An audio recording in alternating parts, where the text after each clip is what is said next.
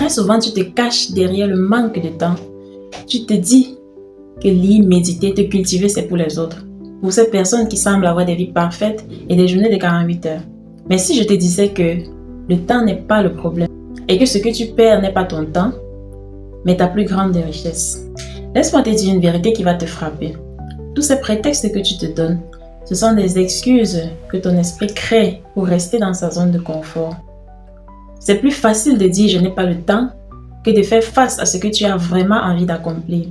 Nous sommes d'accord que tu peux te lever à l'aube, mais si c'est pour scroller sans but sur les réseaux sociaux, tu ne seras jamais plus riche qu'avant ton réveil. La vraie richesse n'est pas dans ce que tu as, mais dans ce que tu es. Chacune de tes pensées est un investissement. Quand tu te réveilles, tu as le choix entre nourrir ton esprit avec le doute, la compassion, la comparaison, la peur, ou bien le nourrir avec de la sagesse, de l'inspiration, de la clarté. Imagine-toi en train de méditer sur la personne que tu veux devenir. Tu visualises les personnes qui t'inspirent, suis ces personnes et imprègne-toi de leur énergie.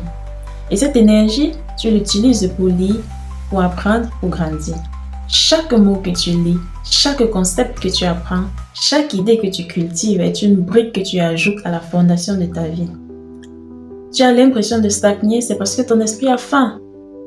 La personne que tu es aujourd'hui est le résultat des pensées que tu as eues dans le passé. Si tu ne nourris pas ton esprit, il se nourrit de lui-même, de tout ce qu'il rencontre dans les bruits du quotidien. Et la plupart du temps, ce sont des choses négatives.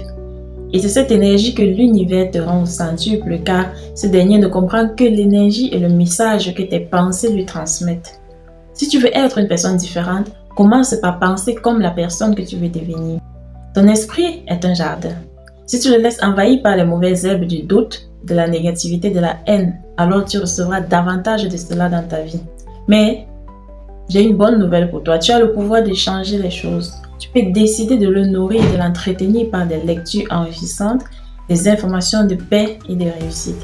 Il n'y a pas de solution miracle, mais des actions constantes. Commence petit, lis une page, écoute une citation inspirante. La santé de ton esprit dépend de ce que tu sèmes.